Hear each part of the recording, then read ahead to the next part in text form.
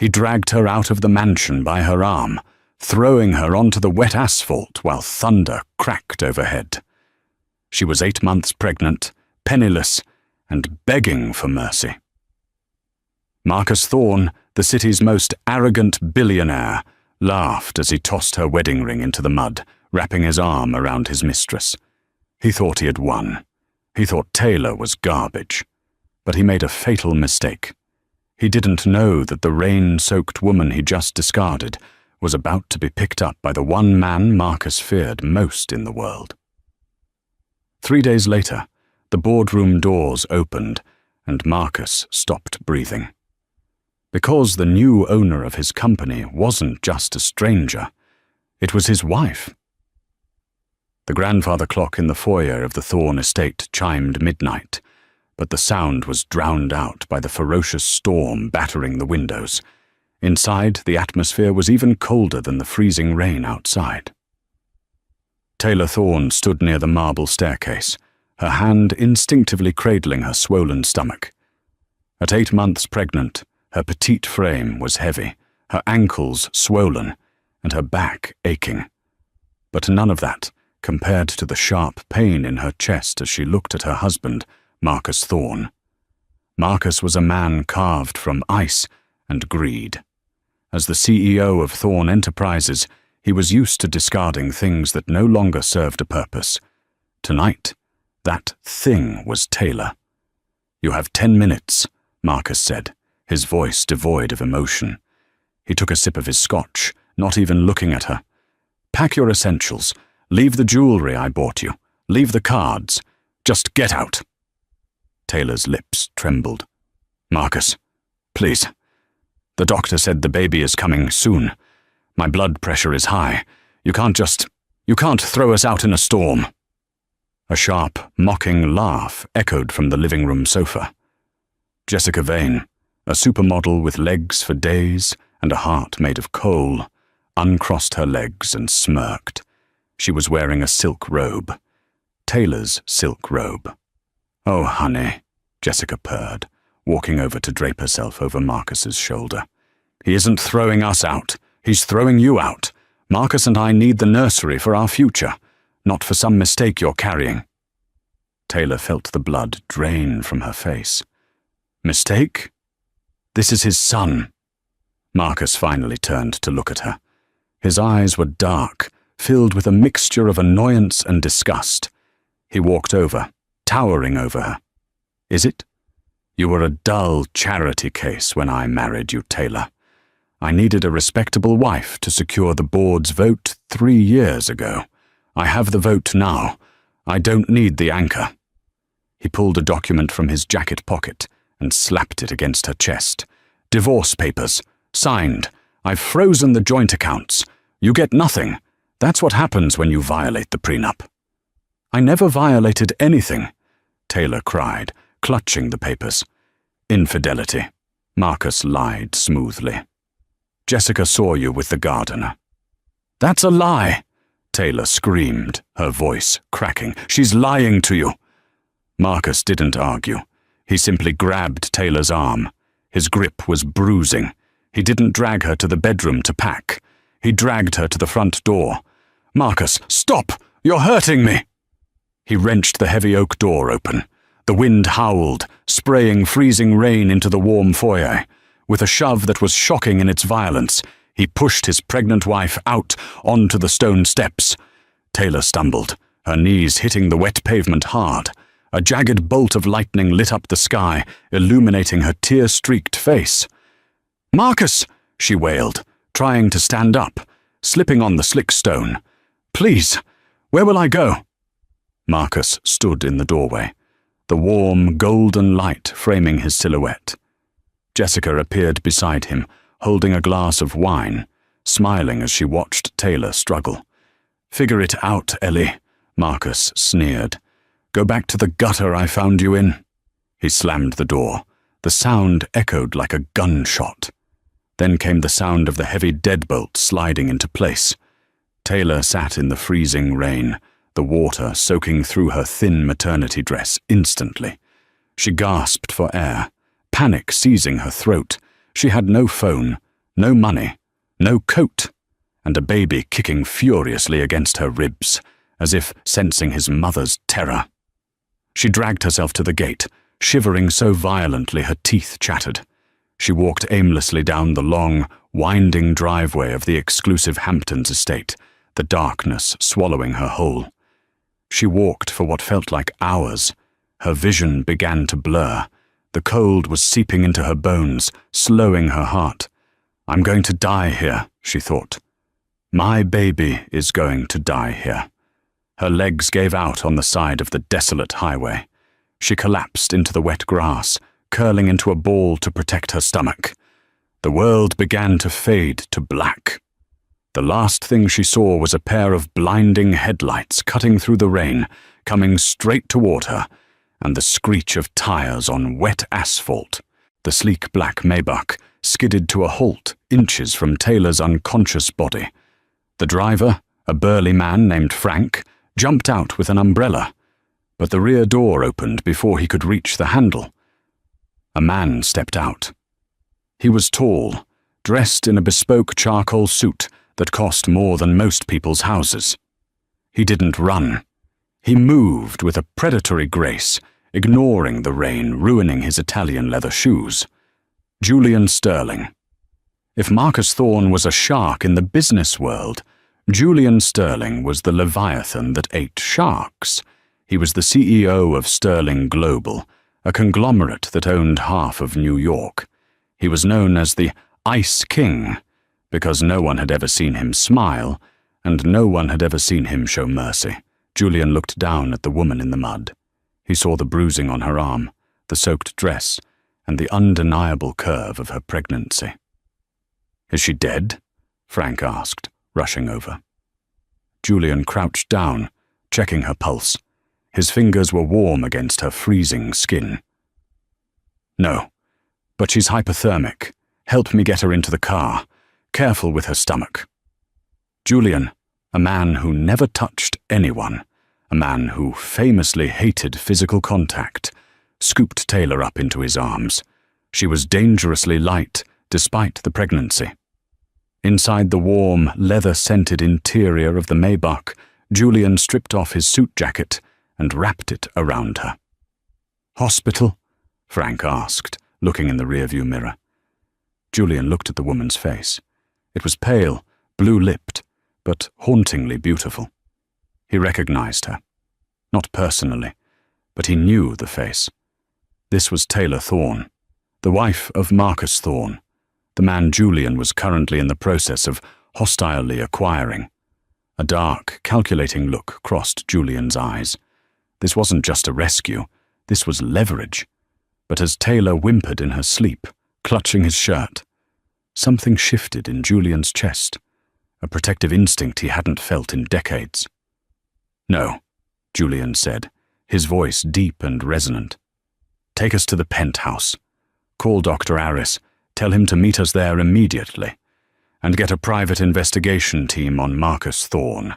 I want to know why his wife is dying on the side of the road at 1 a.m. 2 days later, Taylor woke up. She wasn't on the wet pavement. She was lying in a bed that felt like a cloud, covered in silk sheets that smelled of sandalwood and rain. The room was massive, with floor-to-ceiling windows overlooking the Manhattan skyline. She sat up, gasping, her hands flying to her stomach. "He's fine," a voice came from the corner of the room. Taylor froze. Sitting in a leather wingback chair was a man reading a financial newspaper. He lowered the paper, revealing piercing grey eyes and a jawline sharp enough to cut glass.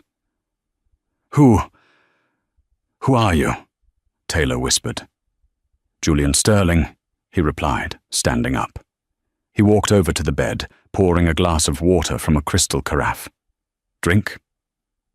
Taylor took the glass with trembling hands. She knew the name. Everyone knew the name. Julian Sterling was the most powerful man on the East Coast. "Why am I here?" she asked. "Because my driver almost ran over you," Julian said flatly. "And because your husband left you to die." Taylor flinched at the mention of Marcus. The memories came flooding back. The humiliation, the cold, the laughter of the mistress. She put the water down and covered her face, sobbing quietly. Julian didn't comfort her with empty words. He waited. When her sobbing subsided, he handed her a tablet. "Watch," he said. Taylor looked at the screen. It was a live news broadcast. Marcus Thorne was standing at a podium, Jessica Vane by his side. "It is with a heavy heart that I announce my wife, Taylor, has chosen to leave our home due to her personal struggles with mental health," Marcus told the cameras, looking devastatingly sad. "She has disappeared and we are worried. We ask for privacy." "He's lying!" Taylor screamed at the screen. "He threw me out." "I know," Julian said. He took the tablet back.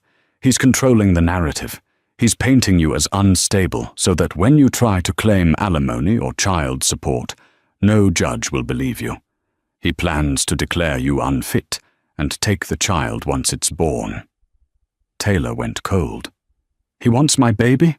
"He wants the heir," Julian corrected. "He doesn't care about the baby. He needs a legacy." Taylor looked up at Julian, desperation in her eyes. "Mr. Sterling, please, I have nothing. I can't fight him. He's a billionaire." Julian leaned in, placing his hands on the bed rails, boxing her in. His eyes locked onto hers. "He is a billionaire, yes. But I am the one who signs his paychecks. He just doesn't know it yet. My company secretly bought the majority shares of Thorne Enterprises this morning." Taylor's eyes widened. "I have a proposition for you, Taylor," Julian said, his voice dropping to a low, dangerous growl. "I need a wife. My board of directors is pressuring me to settle down to improve my public image before I launch my political campaign. You need protection, and you need revenge." He reached into his pocket and pulled out a ring. It wasn't just a diamond. It was a rare, blue diamond worth more than the entire Thorne estate. "Marry me," Julian said. "Not for love, for power. Marry me, and tomorrow we will walk into Thorne Enterprises. You won't just be his ex-wife. You will be the wife of the chairman. You will be his boss." Taylor stared at the ring. She thought of Marcus's cruel laugh. She thought of Jessica wearing her robe. She thought of her unborn son who almost died in the cold. The soft, timid Taylor died on that roadside. She reached out and took the ring. "When do we start?" Julian smirked, a rare, terrifying expression. "Right now? Get dressed, Mrs. Sterling. We have a board meeting to crash." The next morning, the penthouse was a hive of activity. Julian hadn't been joking. If Taylor was going to be Mrs. Sterling, she had to look untouchable. A team of stylists, makeup artists, and tailors, flown in from Paris and Milan overnight, swarmed the living room. Racks of designer maternity wear filled the space. Taylor stood in front of a floor-to-length mirror, looking at her reflection. She looked tired. Her eyes were puffy, her skin pale. She felt small. "Fix it," Julian's voice cut through the room. He was leaning against the doorframe, sipping espresso, watching the team with hawk-like intensity. "She doesn't look like a victim. She looks like a queen. Make it happen." The head stylist, a flamboyant man named Paolo, nodded vigorously. "Of course, Mr. Sterling. We will bring out the fire." For the next 4 hours, Taylor was scrubbed, polished, and painted. They cut her mousy, limp hair into a sharp, sophisticated bob that framed her jawline. They applied makeup that highlighted her cheekbones and hid the sorrow in her eyes. When it came time to dress, Paolo held up a dress that made Taylor gasp. It wasn't the beige or grey, shapeless sacks Marcus used to make her wear. It was a deep, blood-red maternity dress made of structured silk. It was elegant, powerful, and screamed money. "Put it on," Julian commanded softly. When Taylor emerged, the room went silent. The red dress hugged her bump proudly, turning what Marcus called a burden into a symbol of life and strength. She wore towering heels, which she hesitated on, but Julian insisted she needed the height to look Marcus in the eye. Julian walked over to her. He didn't smile, but his eyes softened. He reached into a velvet box and pulled out a necklace, a string of diamonds so heavy it felt cold against her throat. "This belonged to my grandmother," Julian said, clasping it around her neck. "She was the toughest woman I ever knew.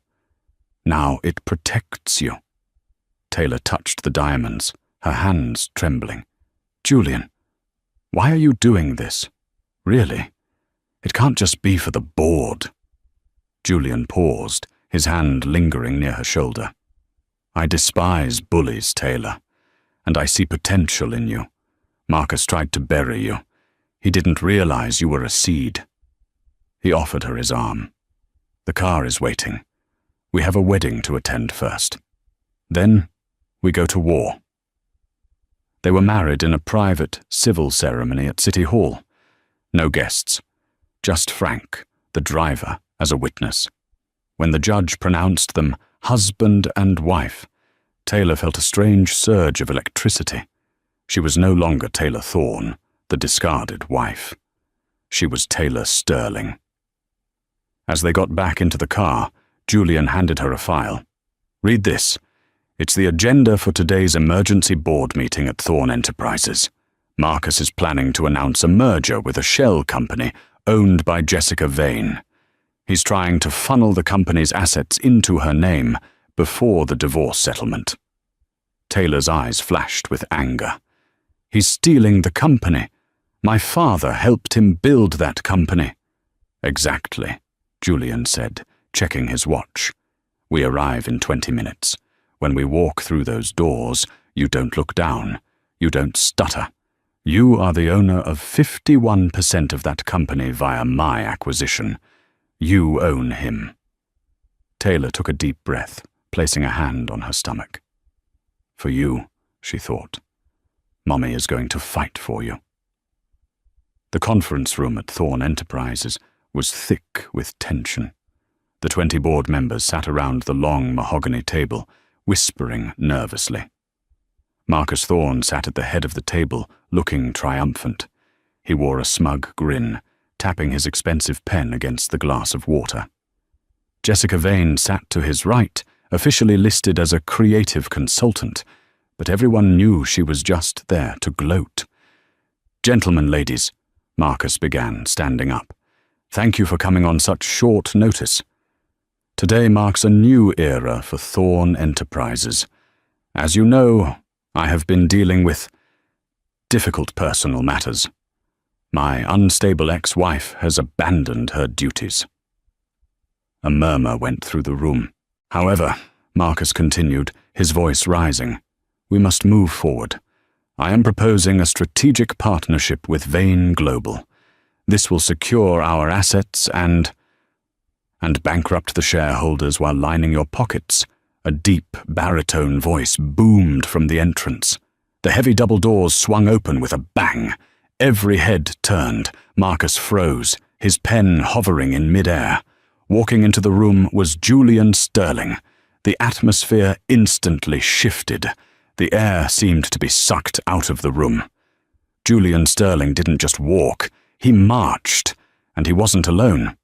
Walking beside him, her arm looped through his, was a woman in a stunning blood-red dress.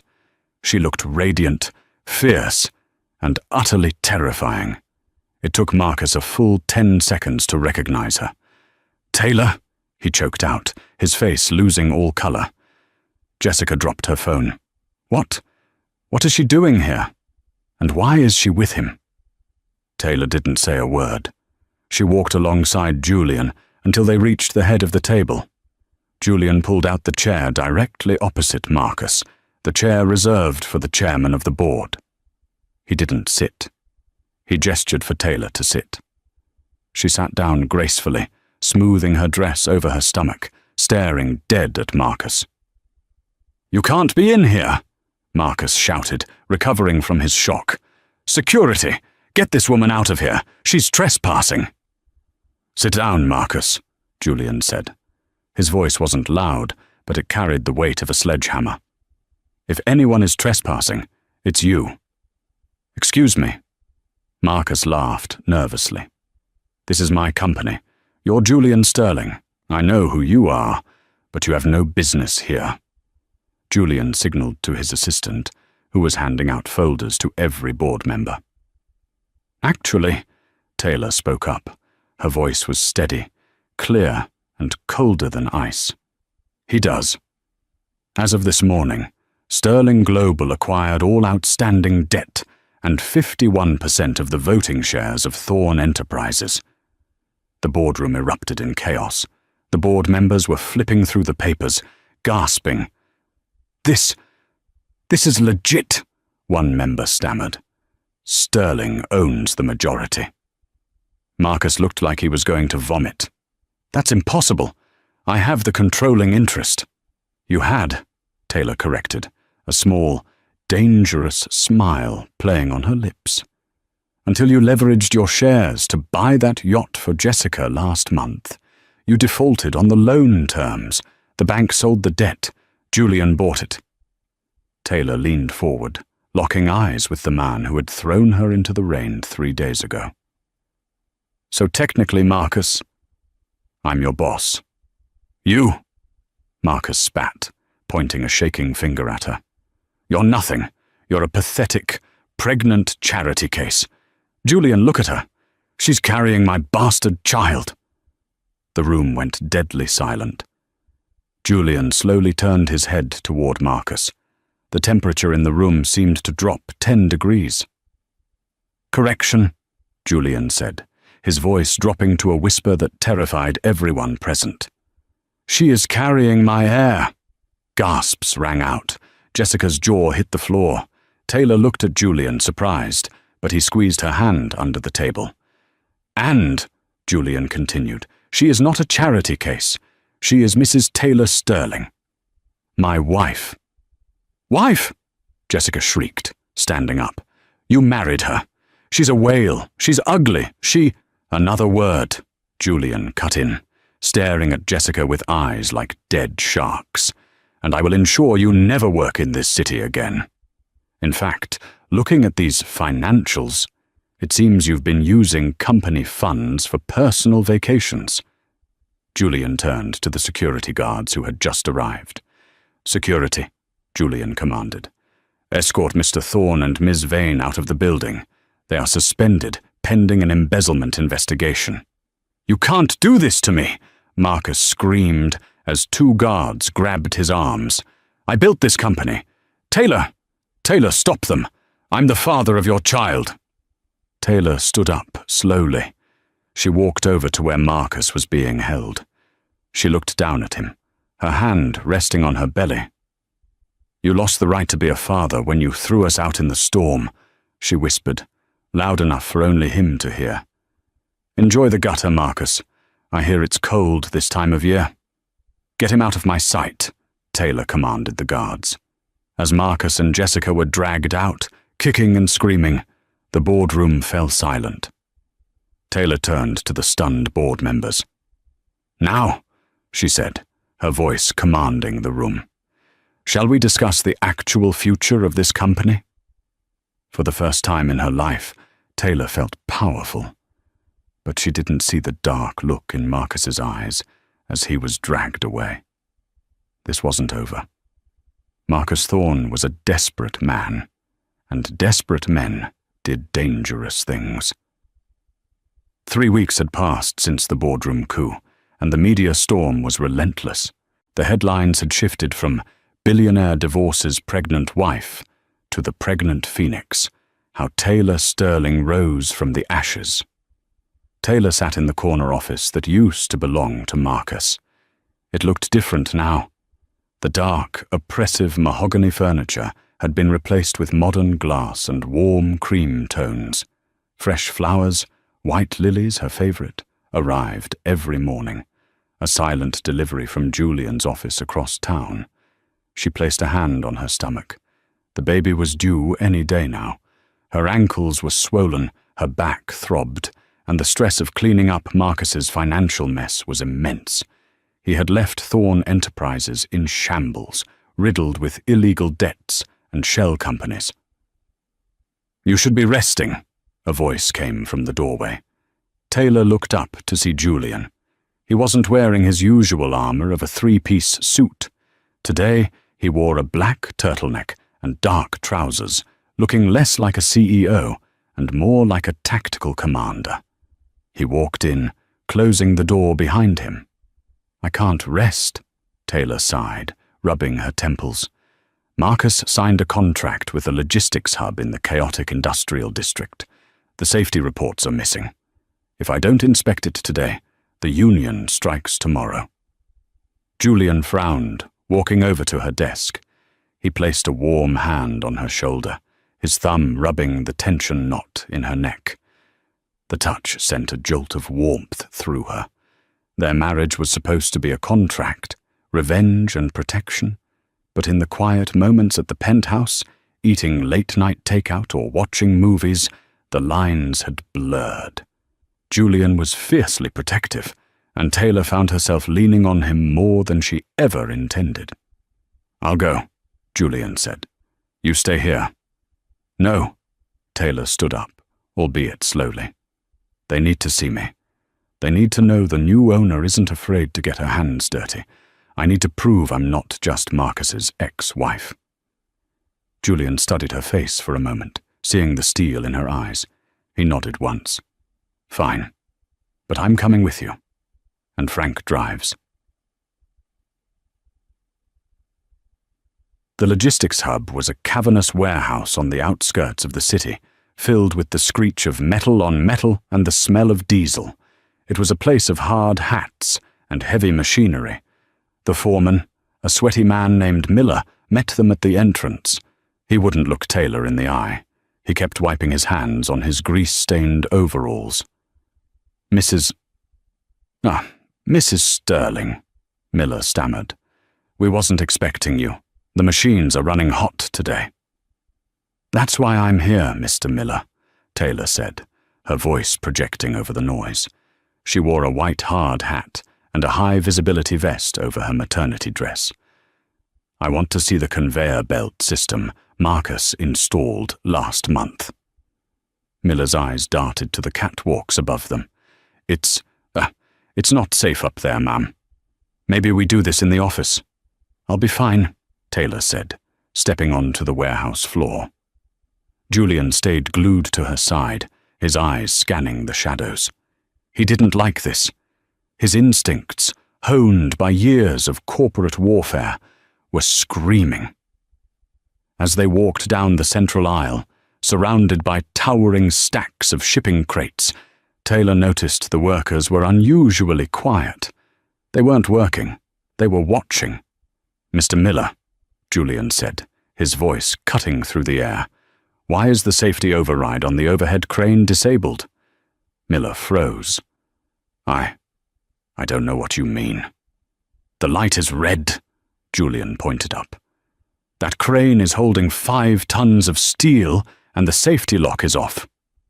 Suddenly, a metallic clang echoed from the catwalks high above. Taylor looked up just in time to see a shadow move, a figure in a dark hoodie sprinting away. Then, a terrible groaning sound filled the air. The massive cable holding the suspended steel crate snapped. "Taylor!" Julian didn't think. He didn't hesitate. He lunged at her. He wrapped his arms around her body, shielding her stomach with his own torso, and threw them both to the side, behind a stack of concrete barriers. Crash. The sound was deafening. The ground shook as if a bomb had gone off. Dust and debris exploded outward, filling the air with a choking grey cloud. The crate had landed exactly where Taylor had been standing a second ago. If Julian hadn't moved, she would have been flattened. Silence followed, broken only by the settling dust and Taylor's coughing. "Taylor!" "Ellie!" Julian's voice was ragged. He was hovering over her, his body forming a protective cage. "Are you hurt?" "The baby?" Taylor was shaking, her eyes wide with terror. She clutched his arms. I'm okay. I think I'm okay." Julian looked up, his face transforming into a mask of pure, unadulterated rage. Blood trickled down his temple where a piece of debris had struck him, but he didn't feel it.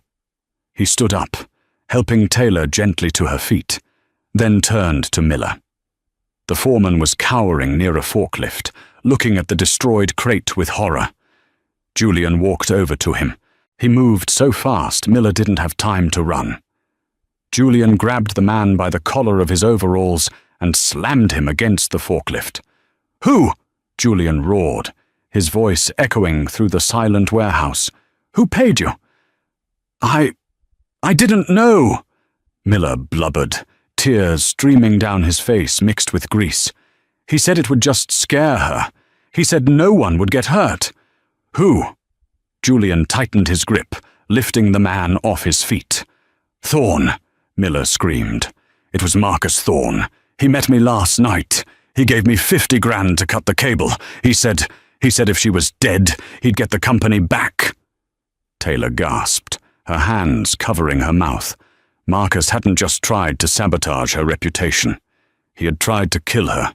He had tried to kill his own unborn child just to get his money back. Julian dropped Miller like a sack of garbage. He turned to his head of security, who was running toward them with guns drawn. "Arrest him," Julian commanded, pointing at Miller, "and lock down the city. I want Marcus Thorne found. If he tries to leave New York, burn him down." Julian turned back to Taylor. The rage in his eyes vanished, replaced by a desperate fear. He scooped her up into his arms, ignoring her protests. "We're going to the hospital," he stated. "Right now." "Julian, I'm fine. You almost died, Taylor." His voice cracked, a sound so raw it silenced her. He looked at her, his grey eyes shimmering with emotion. "I almost lost you. Do you understand?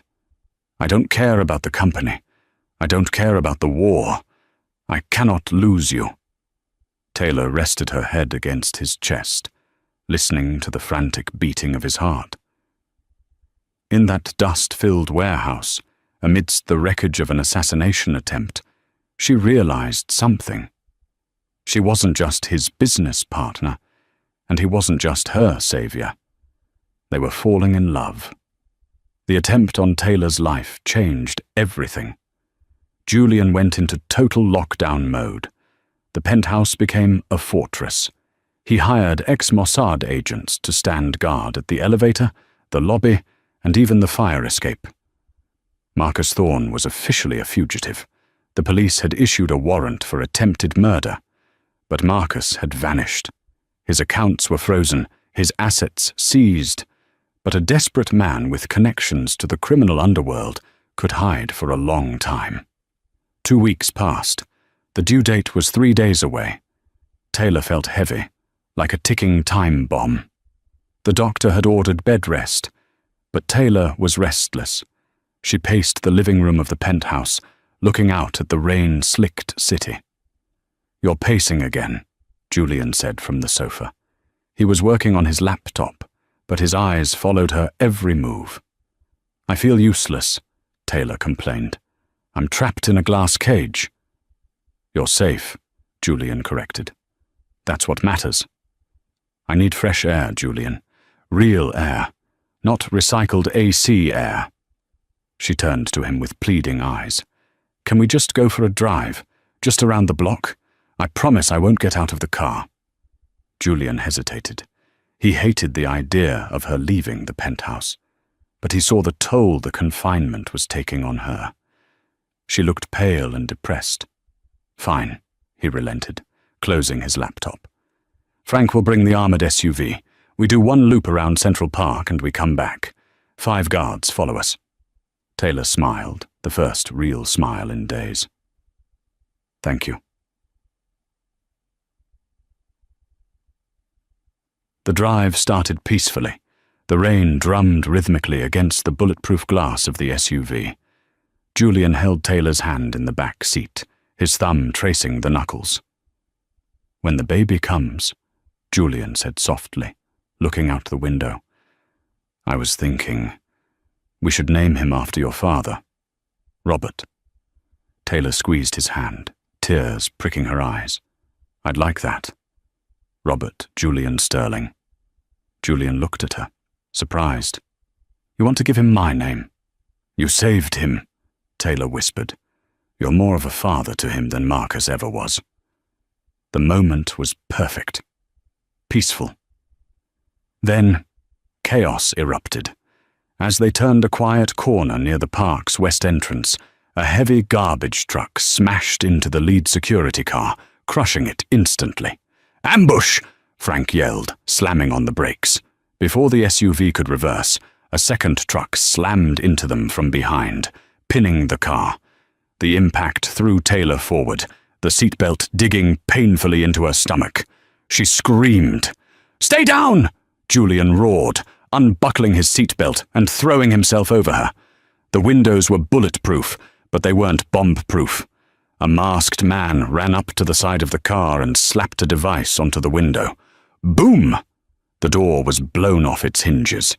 The concussion grenade disoriented everyone inside.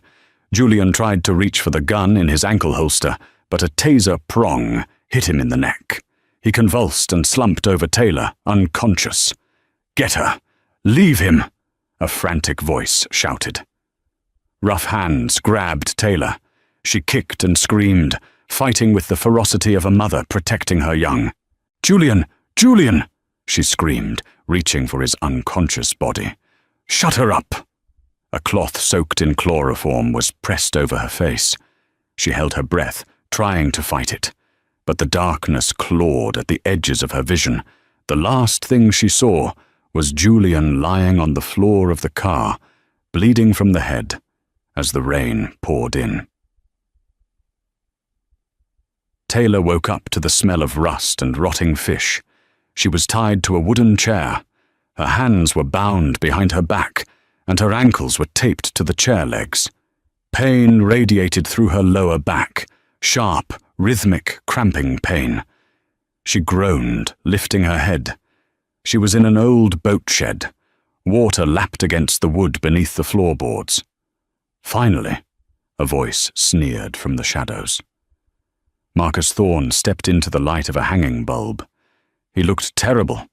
His expensive suit was torn and dirty. He hadn't shaved in weeks, and his eyes were wild, bloodshot and twitching. He held a revolver loosely in his hand. Behind him stood Jessica Vane, but she didn't look like the arrogant supermodel anymore. She was shivering, hugging herself, looking terrified of Marcus. "Marcus!" Taylor gasped. "Let me go, the baby." "The baby!" Marcus laughed, a manic, high-pitched sound. "Always about the baby. That thing ruined my life. You ruined my life." He paced back and forth, waving the gun. "I had everything, Taylor. Money, respect, power. Then you and your new husband took it all away. Do you know what it's like to sleep in a dumpster? Do you?" "You did this to yourself," Taylor said, trying to keep her voice steady, though panic was rising in her throat. She felt another cramp, stronger this time, a contraction. "Oh God, not now. Please, not now." "Shut up!" Marcus struck her across the face with the back of his hand. Taylor tasted blood. "Marcus, stop!" Jessica cried out. "We're supposed to just ransom her. You said we wouldn't hurt her." "I lied," Marcus screamed at Jessica, pointing the gun at her. Jessica whimpered and shrank back. "There is no ransom, you idiot. Julian won't pay. He'll hunt us down. The only way out is to make him suffer. I'm going to kill her, and then I'm going to send him the body." "Marcus, please," Taylor panted, the pain in her stomach becoming unbearable. "I'm going into labor. The baby is coming." Marcus stared at her stomach. A cruel, twisted idea seemed to form in his mind. "Good," he whispered. "Let it come.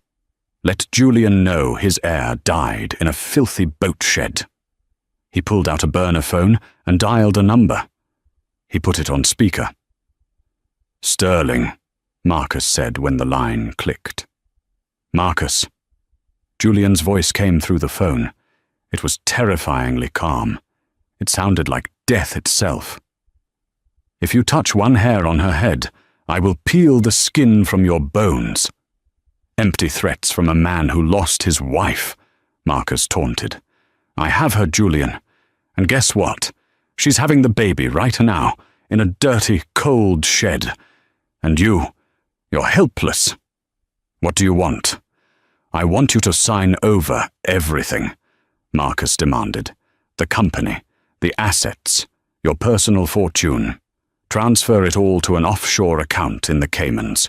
You have 1 hour. If the money isn't there, Taylor dies. If you call the cops, she dies. I need proof of life." Marcus shoved the phone against Taylor's face. "Julian!" Taylor screamed, unable to hold back a sob of pain as another contraction ripped through her. "Julian, it hurts. The baby is coming." "Ellie, listen to me." Julian's voice shifted, becoming urgent and soft. "I'm coming. Do you hear me? I am coming for you. Just breathe. Hold on." Marcus pulled the phone away and hung up. He smashed the phone under his heel. "He's not coming," Marcus spat.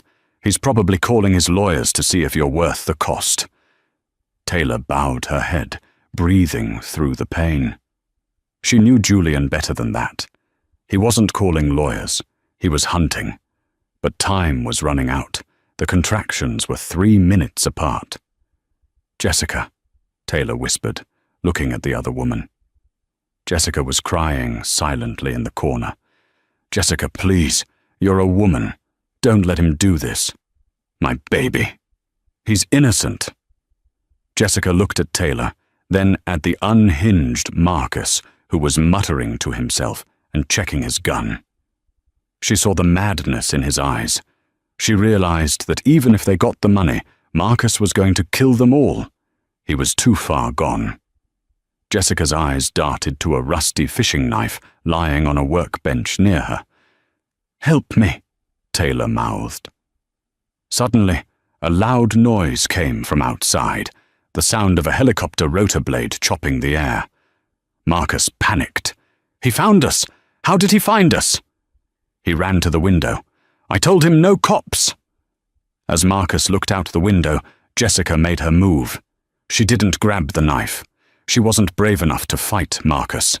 Instead, she ran for the door, unbolted it, and fled into the night, leaving the door wide open. "You bitch!" Marcus turned and fired a shot at the fleeing woman, missing her. He turned back to Taylor, his face twisted into a mask of pure hate. "Fine," he snarled, raising the gun to Taylor's head.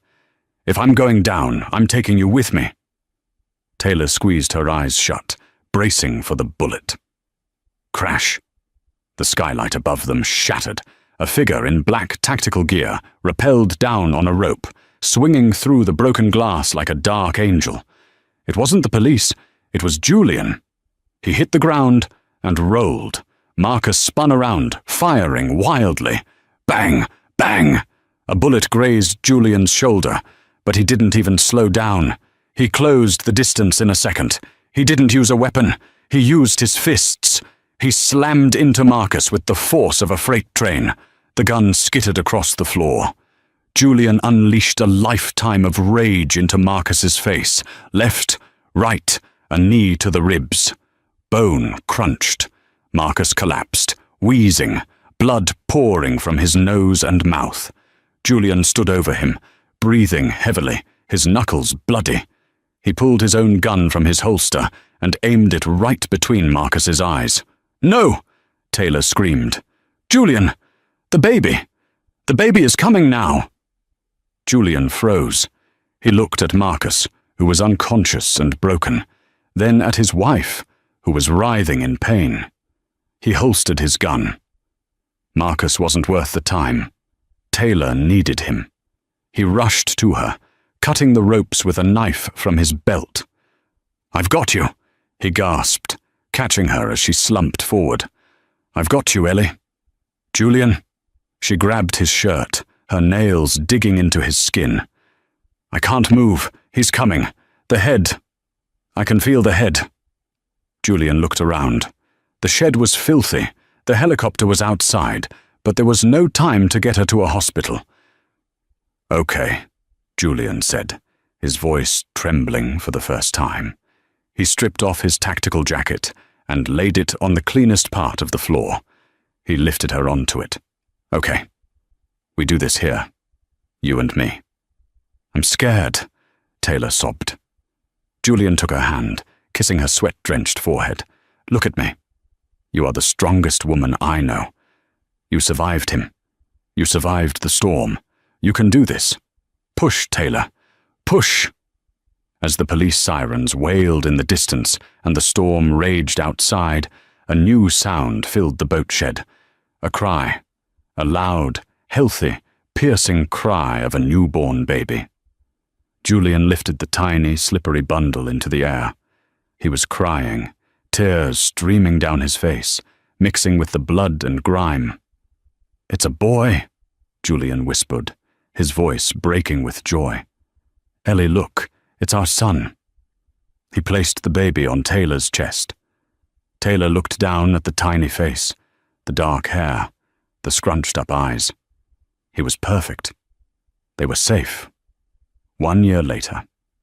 The morning sun filtered through the sheer curtains of the master suite in the Sterling penthouse, casting a warm, golden glow over the room. It was a stark contrast to the cold, rainy night that had started it all. Taylor stood by the crib in the nursery, watching her son, Robert Julian Sterling, sleep. At 12 months old, he was a perfect blend of his parents.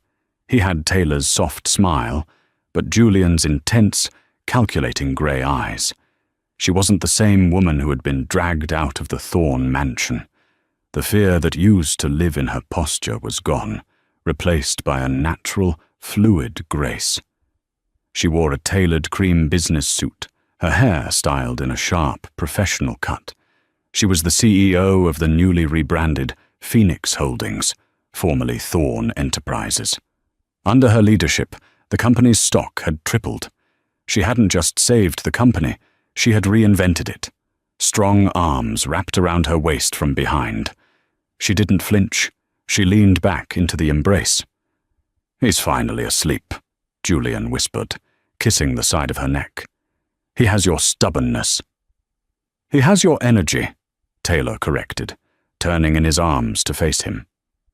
Julian Sterling, the Ice King of New York, looked different too. The hard lines of his face had softened. He smiled more in the last year than he had in the previous 40. He was still the most feared man in the boardroom, but at home he was simply a father and a husband. Are you ready for tonight? Julian asked, adjusting the lapel of her jacket.